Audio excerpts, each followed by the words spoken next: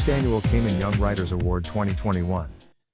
And the grand prize will be announced to the best written story. And that prize is a $1,000 check, which next year I'm entering. Not really, but that's fantastic. And we hope to see who wins that prize. Of course, everybody will be receiving prizes. And I'm going to hand you over now to Mr. Joel Francis from the Ministry of Education for his words today. Thank you very much, Director Robinson. Good afternoon, everyone. Chairman Pilling, other distinguished guests, and most importantly, the young writers this evening. I am delighted to be delivering opening remarks at this inaugural Cayman Young Writers Ceremony on behalf of the Honorable Juliana O'Connor Connolly, who was unable to join us, and sends her apologies and best wishes to everyone.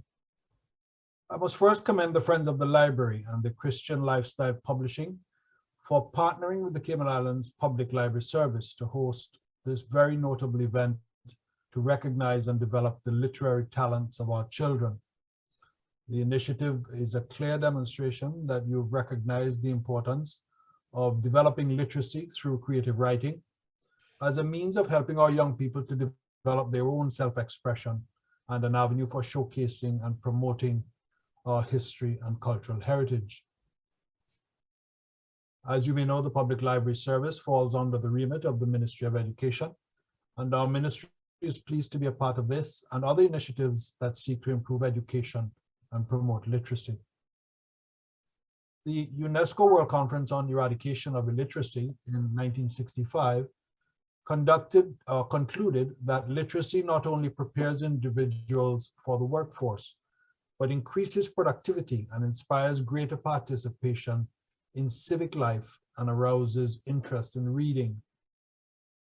Studies out of the UK have shown that children who are avid readers at age 10 and who read more than once per week at age 16 score higher results in math, vocabulary, and spelling tests than those who read less regularly.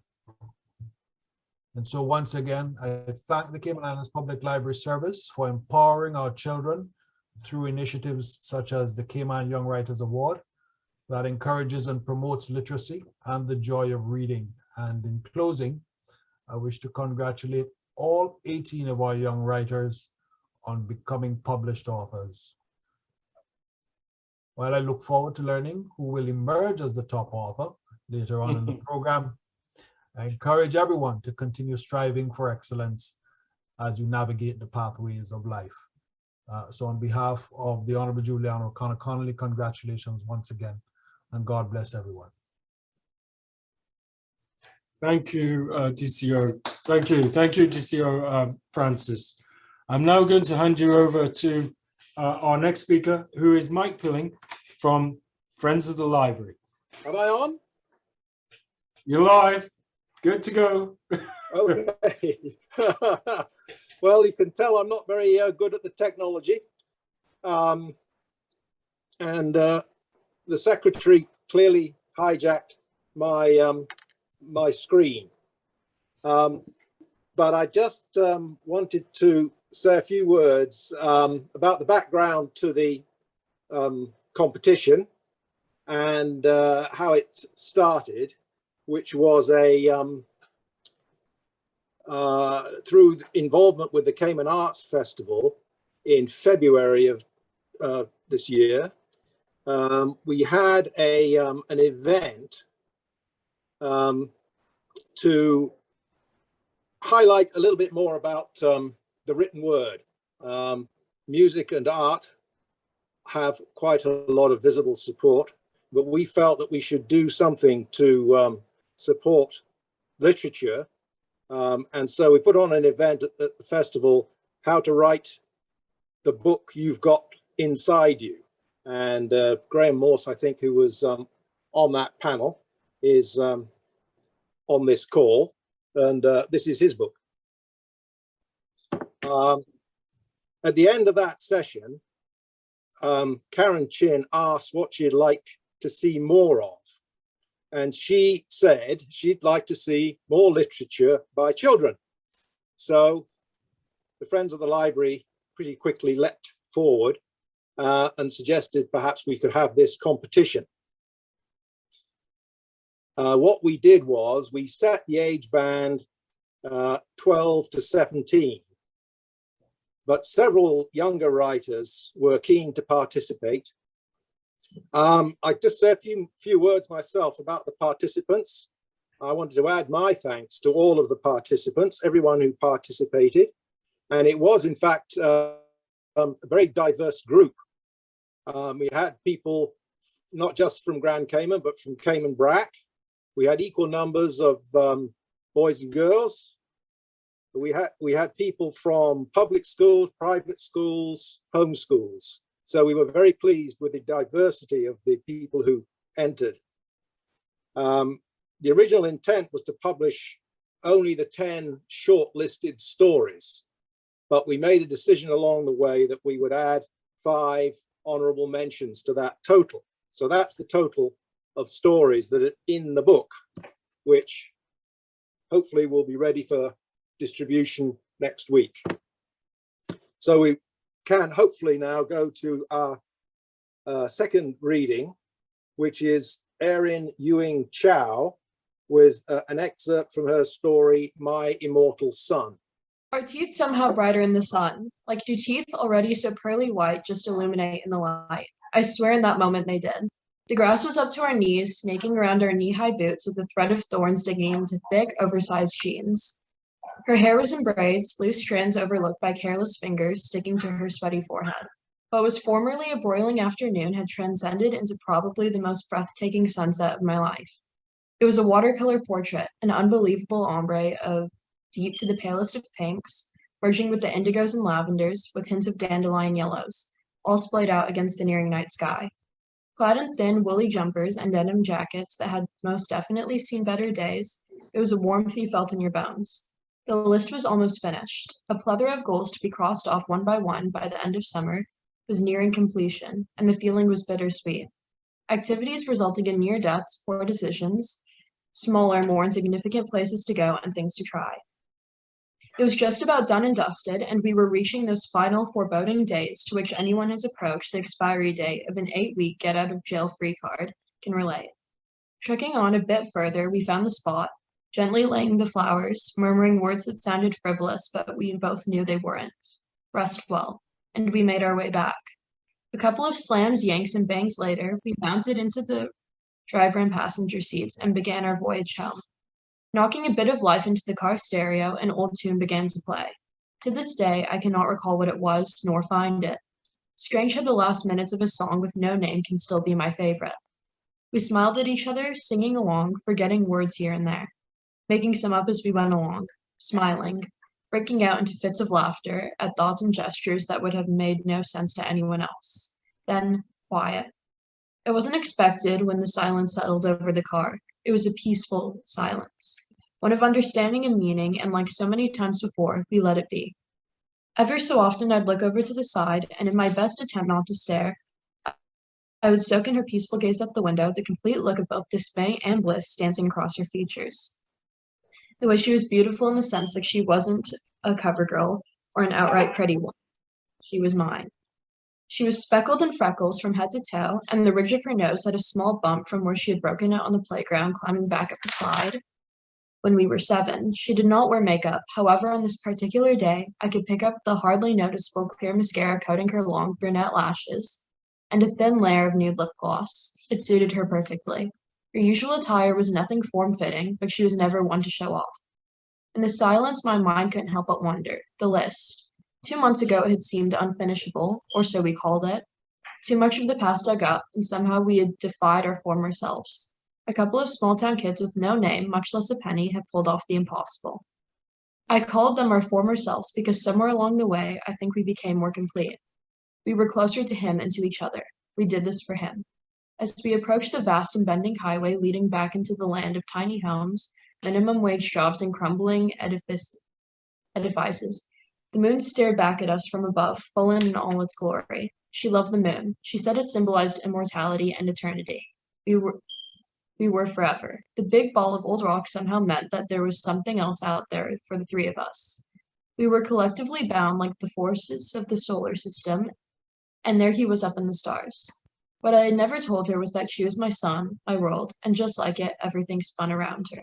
Cars sped by in the rush hour traffic haze. We took our time.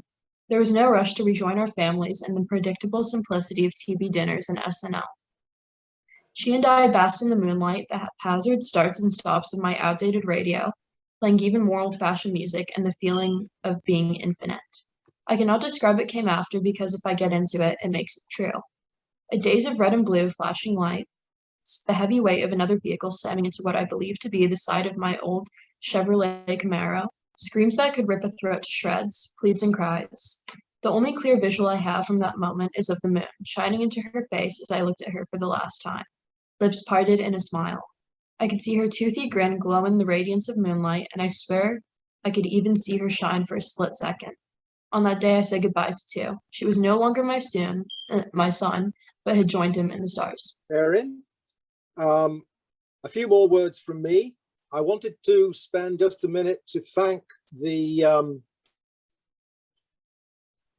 facilitators of this competition. I'm not quite sure why it is that I'm getting to speak so much, since I probably did the least of anybody in putting this thing together. And the first person I wanted to acknowledge and thank, of course, is Karen Chin herself, who has really been the main driving force behind this whole project in terms of setting the terms of entry, arranging the judging process, handling publicity, and of course, all the technical aspects of publishing the stories in the book. I should also thank all the teachers and others who spread the word and encouraged participation. And a special thanks to the team of judges and all the time that they spent reviewing and rating the entries. We'll be hearing further on in the event from Dr. Peter Paul about the judging process and some feedback from that. So now I think we wanted to turn to another reading, and this one is from Abrianne Cooper and her story, When the War is Over. Hi, everyone. I love to read stories about human emotions, history, and human experience. So when it was time to write one, I wrote along similar lines. My story is about the aftermath of World War I, and it is titled When the War is Over. I hope you will enjoy. We've lost everything. Liam, the oldest of the Jones children, paced back and forth as he muttered these words. Freya, the second of the children, was in tears. I know, Liam, we've lost everything, I know, she cried between words. We'll die bloody poor, won't we? Pessimistic Jack asked solemnly. The last child of the Jones family was Amelia. She said nothing about their situation in the hastily called family meeting, but sat reflecting on all that had happened in an amazingly short period of time. She knew the Jones family was going through what nearly other family was, loss. They had been wealthy and privileged their whole lives. That was before World War I dawned on their country. The extremely successful family business went bankrupt. Their father had a massive heart attack and passed away, and their mother was off with some other much younger but wealthy man. The siblings were all pampered young adults who had to start their suddenly independent lives with nothing. The years 1914 to 1918 saw World War I bringing England to its knees. It was in February of 1919 that Amelia and her siblings were meeting. She was the youngest and most spoiled, and all her pride came only from her money and treasures. Without that, what did she have? Now she added up to a massive nothing. The Joneses' household items were being repossessed as Freya continued to weep. Her cries seemed to be getting louder and louder until the four siblings stood helplessly in what was once their home. It was an empty, barren, dark space, and Amelia burned with rage. I have an idea, she whispered. I think we should take back what's ours. The four stood in puzzled silence for a while until Freya's eyes opened wide. No, absolutely not. The two brothers were still confused by Amelia's comment. What is it? What's she saying? Jack asked, getting a bit more serious. She wants us to steal it, Freya cried. The brothers looked at her in shock. No one needed to explain what it was. Why, you're mad. What about our morals? I would never in my life. Eventually, they quieted down, and then they asked, is there really another option? There wasn't. So that day, the Jones children decided to be thieves. They planned to steal the Blaze gem worth $32 million, which their great-grandparents had donated to the local museum. That amount was not near what they had before, but it was good enough to get the four of them settled. How could they possibly steal a jewel from a maximum security venue? They could not, but the devastating war did make people do crazy things. The four of them snuck into the museum by acting as janitors. They were smiling the whole time, cocky as only the wealthy can be, thinking they had everything under control. By the end of the day, the museum became another battlefield.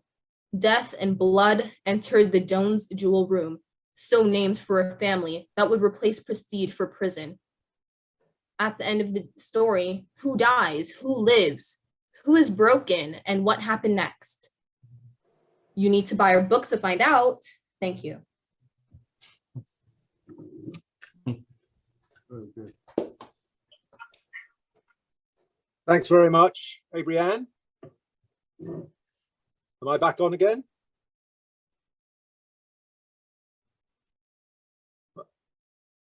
Am I back on again? Yes. Yep, No. okay. Thanks very much, Adrienne, for that. I next just wanted to say a few words about the prizes, because the prize list, if you like, has varied a bit after the start. Thanks largely to Karen Chin. At every meeting we had, she persuaded me to increase the prize pool by one other event. So, am I still on? Yep. Okay. So now all the published authors receive a certificate and a gift card from Next Chapter bookshop, and the book itself. The authors of the 10 shortlisted stories will each get a Fire 7 9th generation tablet. So there's that. And then, of course, the overall first prize is a check for $1,000. All the participants should contact Paul Robinson at the library. His email, paul.robinson@govky2446108. But if you contact the library, I'm sure they'll put you in touch with him, and he has all the prizes and the certificates. So now we wanted to go to our next reading, and that's from Jelani Hansen from his story, Adelaide. Good evening. This is Adelaide by me. The train car rolled past the lush green bushes and pale azure skies. The Geneva countryside was a blur to me as I sluggishly looked through the window while clutching a half-empty glass of Macallan 1926 whiskey. Gentle jazz music crackled as it wafted from the home of a gramophone, dancing with the quiet sound of bustle from people in the other cars of the luxury train. Mr. Beaumont. Irritated, I turned my head to look at the waiter. Yes? I was asking if you're ready to move on to an entree. We're serving a Mediterranean paella with saffron rice, Swiss seared lamb with cucumber raita, and naan bread, and a Polynesian seared pork salad. My bad. He whipped out a notebook and pen. I sighed deeply, polished off the last of the whiskey, and rested the glass on the mahogany table. I'll take the lamb, medium well. You can keep the raita. The waiter keenly took notes and was about to bow and turn to leave when I continued. And for the lady, the Polynesian pork salad. For a split second, the waiter's eyebrows furrowed and his eyes darted around the cabin. Then he closed the notebook, picked the glass up from the table, turned on his heel, and disappeared to the door. I had taken a back seat from the public eye, leaving the United States to tour Europe for some time, although my family disagreed with that choice. Despite not having the most private life, I didn't tell the news much other than an incident occurred. Most speculated that it was the pressure that accompanied fame and power, but really and truly, only I knew, for now at least. I knew the news reporters were willing to do anything for a story. Adelaide, I murmured, we'll be stopping in Geneva in about an hour and a half. I know it's your favorite city and I'm sure you're eager to revisit it. I clasped her hands and traced circles into the back of her hand with my index finger. Then I leaned back into the chair, focusing on the song and losing myself in the rich bass line and the hoarse voice of Louis Armstrong. Adelaide and I had selected all the songs off this compilation, though most was Arty, seeing as her vinyl collection was much larger than mine. I could see it when I closed my eyes, a mosaic of 1960s and 70s album covers from Chris Connor to Billie Holiday to Louis Armstrong to Ella Fitzgerald. We had an entire wall dedicated to our vinyl record collection, and we'd almost finished. And the cares that hung around me through the week seemed to vanish like a gambler's lucky streak when we're out together, dancing cheek to cheek. Mr. Beaumont, here's a Swiss lamb, no raita with naan, and here's a Polynesian braised pork salad. The waiter set down 2 gold rimmed plates, lifting a food cloche and releasing steam into the air. Would you like something else to drink other than whiskey? The waiter briefly leered at the 2 empty pint bottles of alcohol sitting by the window. I shook my head and picked up my knife and fork, and the waiter vanished from the train car. At the same time, the stringed arpeggio outro of Cheek to Cheek melted into a slow and bouncy instrumental, accompanied by fluttering, buttery smooth singing and harmonized backup vocals. I ate dinner peacefully to the sound of those instrumentals slow dancing through the air. Those happy hours I spent with you, that lovely afterglow, most of all, I miss you so. Arty, aren't you hungry? I asked, poking at my meal. You're barely touching your food. I emptied the remaining contents of my half-finished whiskey into a glass from the cupboard behind my head. The view from the window had slurred from the countryside outskirts of Valence, France, into the surrounding villages of Geneva, Switzerland, in what seemed like an hour, but maybe that was the whiskey talking. Mr. Beaumont, the waiter called again. We've arrived. Welcome to Geneva, Switzerland. The limousine is here to take you to the Geneva Central Hotel. The lobby of the hotel was all too familiar. It blended into a dining area where a live band coaxed sweet hums out of instruments to the arrhythmic clinking of metal on china or glass on glass. Heads in the lobby turned when I stepped in hand with Adelaide, but can I blame them? Ah, Frederick Beaumont, the front desk attendant said cheerfully. Then his tone became somber. I heard you lost your wife. I'm so sorry for your loss. I could feel my blood boiling as it all flooded into my head. Adelaide collapsing in my arms, her chest heaving slowly as I caught her. We bursted off and drank the night away, but it repeated itself week after week after week. That blasted Dr. Stevenson overlooked every sign I told her about. Arty never wanted to eat, claiming that all she needed was the golden brown nectar that was whiskey. She went from strong and curvaceous to frail and angular in under a month. In my head, I replayed the time I'd walked into her room, clutching doctor's orders in my hand, only to see her limp on the floor, surrounded by glass shards and that same golden brown nectar soaking into the carpet, painfully scored by crackling jazz playing from the gramophone. It wouldn't leave my head. All I could see was her. I lunged over the front desk, swinging my arm at the front desk attendant. Nothing mattered anymore. Her, just her. She was still here, somewhere. I rained punches on the attendant. He shielded his face from my view. Her. Her hand gripped my sides and tugged me from the front desk. Her. I felt tears sting up my eyes as the security guards took hold of me. Suddenly, my visions of her faded from my mind and the loneliness set in right as the band started a new song. Every time we say goodbye, I wonder why a little. Why the gods above me, who must be in the know, think so little of me, they allow you to go. Thank you.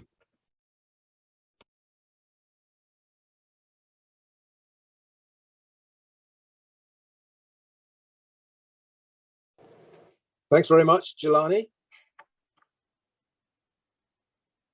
And now I wanted just to say a few more words, really to ask for, clearly this is the first time we've done this. Is everyone hearing me?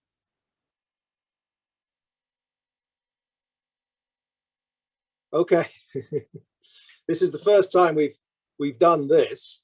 It's the first time we've run a competition of this type. And as Joel Francis said, we are hoping that this is in fact an inaugural competition. So in order to plan for next time, we would very much appreciate feedback from participants and really anyone who's had any involvement with the competition. We'd be very interested to hear from you so that we can plan for the next time. And the best way to do this is by email to the email that was set up specifically for the competition, which is Cayman Young Writers, one word, lowercase, @gmail.com. I think we have one more reading, and this is by Rosaria Riley from her story, Loose Leg. Good evening, everyone. Can you hear me clearly? Okay. My story is entitled Loose Leg. There are 4 pages, and I will be reading pages 1 and 2. 1 step forward, 2 steps back. 2 steps forward, 1 step back. Oh man, why couldn't dismissal come sooner? I thought, hauling my backpack. Move it, loose leg, a random guy bumped my arm. Sorry, I stuttered. Shakily, I stepped off the bus and into my grandmother's neighborhood. The worst part of my day was walking down to Grandma's house. I thought after school would be the time I'd escape the endless bullying. Nope, bullies live here too. One more reason to hate North Dakota. I was so happy back home with my family. Now I live in this wasteland and face this endless torture, all because of this stupid loose leg. The setting sun gleamed as the birds on the telephone cables above sang a delicate tune. I wish Reginald was here. He would have loved this. Arf! Oh, there you are, buddy. And just like that, my dog Reginald appeared. Lately, anything I think of can appear. My imagination sure is powerful. As I felt in Reginald's brown fur, my state of calm disappeared. Hey, nerd, someone shouted. I turned and a boy was standing there and Reginald was gone. Where is he? I need him. What do you want, Cameron? I finally voiced. You know what, your money.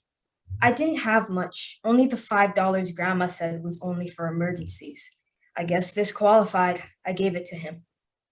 That's it? I'm sorry, that's all I have. Huh, you won't even defend yourself.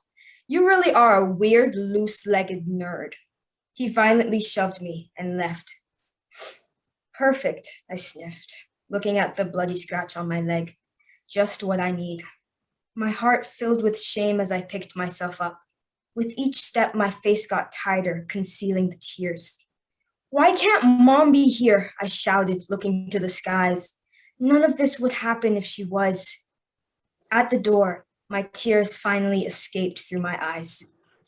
Cecil, my grandmother exclaimed, opening the door and lifting my chin.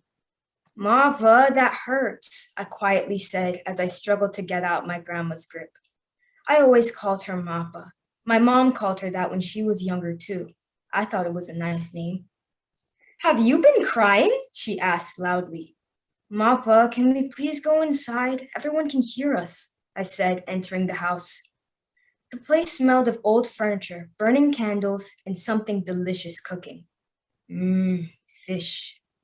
Walking into the kitchen, I saw fresh mackerel. Sorry, I didn't have time to clean up. Mappa apologized as she caught the direction of my eyes. It's okay, Mappa. Hey there, where are you going? Mappa chuckled and pulled me back downstairs. To my room, I'm tired. I know you want to hear about my day, but nonsense, she interrupted, pulling me back towards the kitchen. Just give me the rundown. I sighed heavily, but my attitude changed as a monarch butterfly suddenly soared into my hand. Its colors were beautiful, a product of my thrilling imagination, no doubt. Well, there were some nice kids. Really? Like who? Any girls? Mappa chuckled. I blushed. No girls, Mappa. Okay, so what else? I suddenly realized my day had been filled with endless bullying. Boys, girls, even teachers looked at me funny. My throat became clogged. The pain of my knees scraping against the corridors, the pain of being shoved into lockers, and the tears shed for never just being enough. Cecil, are you okay? Mappa asked, genuinely concerned. I sniffed. It's nothing. Can I go to my room? Without waiting for an answer, I hurried upstairs, shut the door, and breathed a sigh of relief. For a few gentle moments, I felt safe. Cecil, Mappa quietly called as she opened the door. I'm sorry that school didn't go well. Just because I like to joke doesn't mean I don't care about you. She touched my shoulder. I love you very much. Thank you, Mappa. Cecil, I do have something to tell you, though. It's about your father. I suddenly tensed up. My father? Why was he reaching out? What about him? I finally voiced. Well, he wants to have dinner with you tomorrow. He feels awful for leaving you and your mother, and he wants to make it right. I couldn't believe my ears. He wants to make it right? Now? Of all times? I was so angry. Not at my Mappa. No, never. But at my father. I understand you're angry, but I have to go, I interrupted, grabbing my backpack and boots, rushing downstairs and out the back door, ignoring Mappa's calls. If you want to hear the rest of the story, you're going to have to buy the book.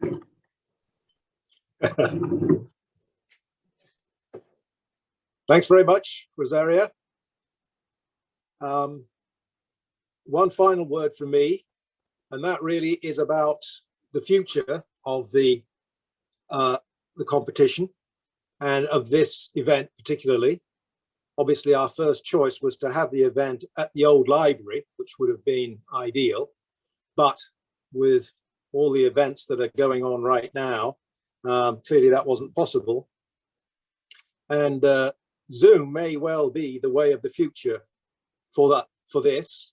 And in a sense, it may actually have an advantage over music and art in the sense that it's relatively easy to transmit the written word electronically. So that hopefully will be a sign for the future. I want now just to turn things over to Dr.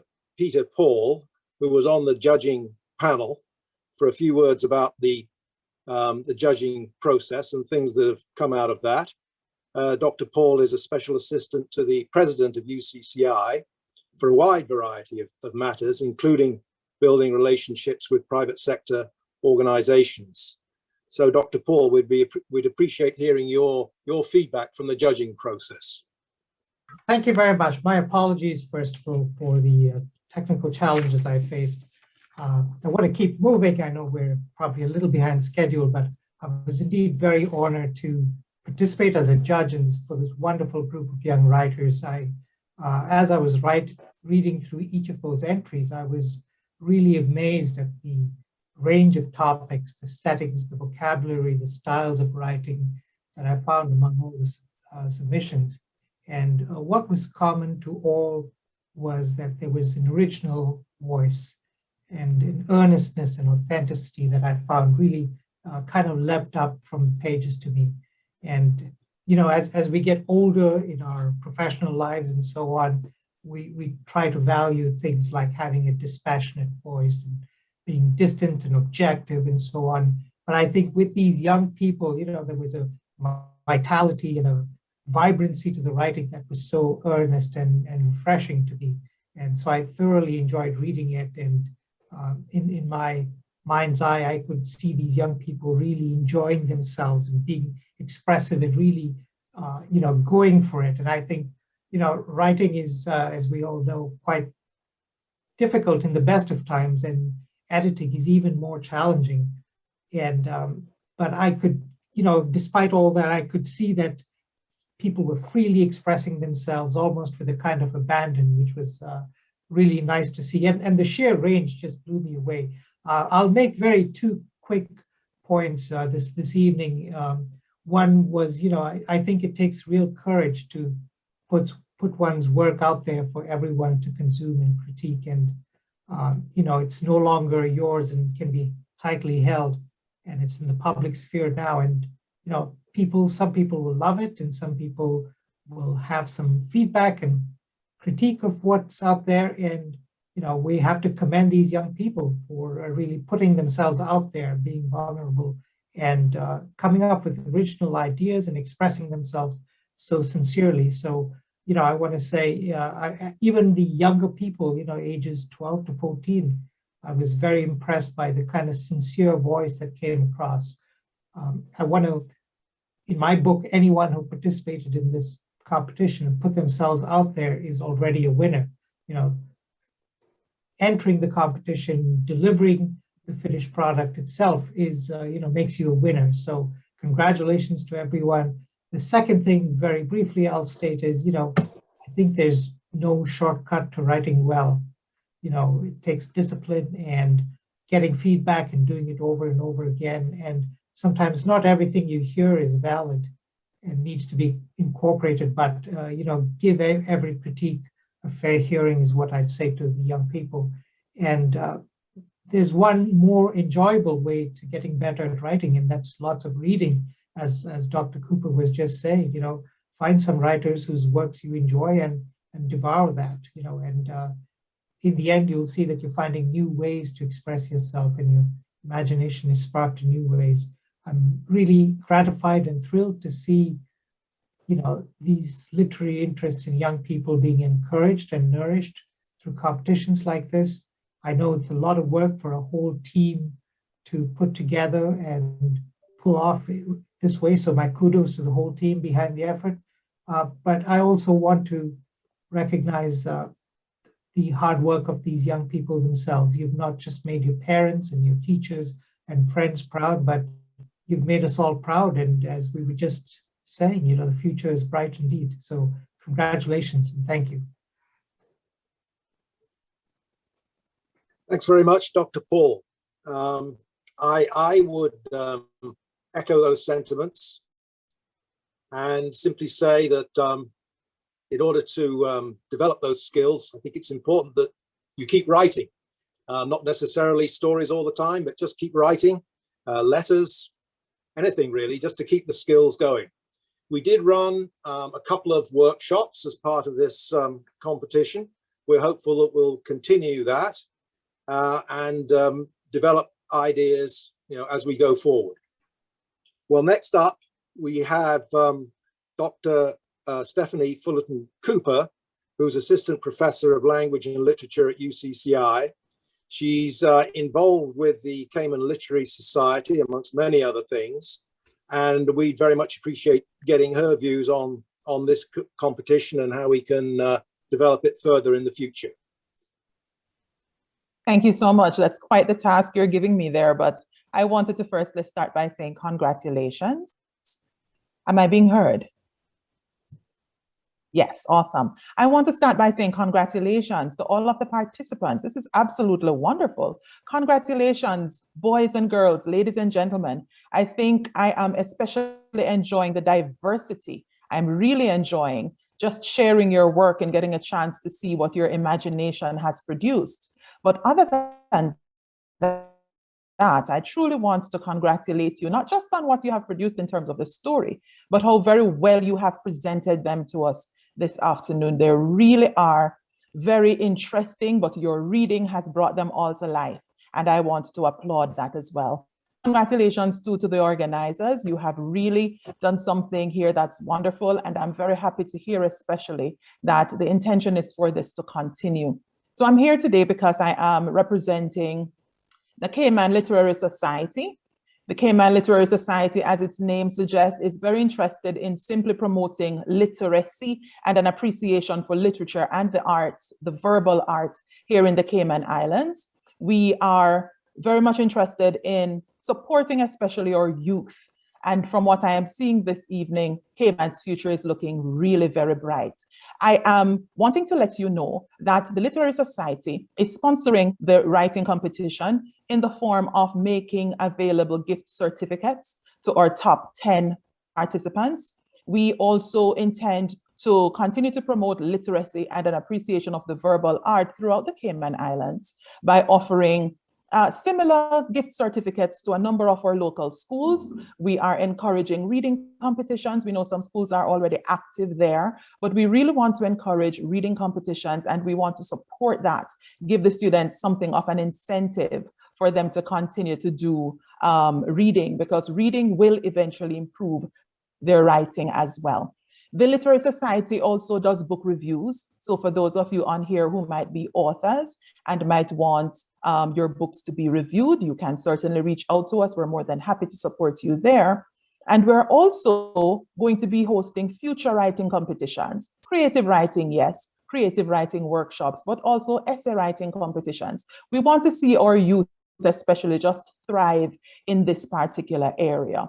We are very much interested in promoting especially local writings and writers. And like I said, Cayman's writing future is looking really, really very good. So thank you for making us a part of this. Congratulations again to those of you who are participating. I want to just leave you with our email address in the event that you are an author, a fledgling author, a struggling author, someone who is perhaps hoping to write. You have these ideas in your head, but not just sure how to get them on paper. I want to leave you with our address. It's Cayman Literacy Society, all lowercase, Cayman Literary Society @gmail.com. So congratulations again to all of you. I want to say you have done well. We have certainly heard your voice, and you have definitely shown that you own the right. Thank you so much, and congratulations. So now I think we have reached the point where the secured envelope is going to be opened by the secretary of the Friends of the Library organization, whose name astonishingly is Elizabeth MacDonald. So Elizabeth, would you be able to open the envelope and reveal the name of the prize winner? Yes, I have the sealed envelope here. I'm breaking the seal. And the first prize for the Cayman Young Writers Competition of 2021 is Jelani Hansen for Adelaide. And can you hold this up to the camera to prove that this is actually the case? You're not just making it up? No, I'm not making it up. Okay, well done, and congratulations to Jelani. I think that brings the event to an end for this evening. So unless, Paul, you have any final words to say, I think I can wrap things up. We're pretty well on schedule, I think, from what we had thought. So if there's anything else. Does Jelani wants to do an acceptance speech? I think Jelani should maybe just say something if we can unmute him.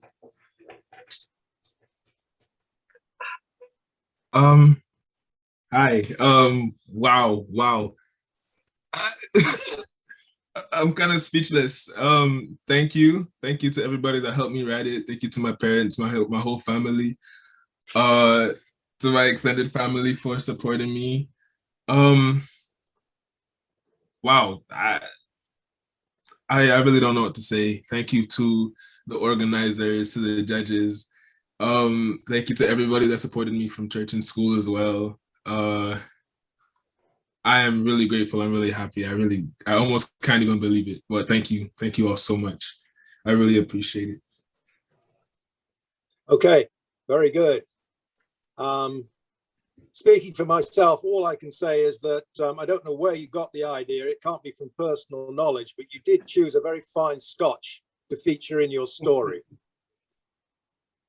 All right, so Paul, do you have any final words, and then we can wrap up? Just have a safe evening. Thank you very much, everybody. Absolutely wonderful. I enjoyed those readings. There is so much talent. I am so delighted. And thank you for all the guest speakers. Thank you all for being here today. And please carry on writing. Thank you.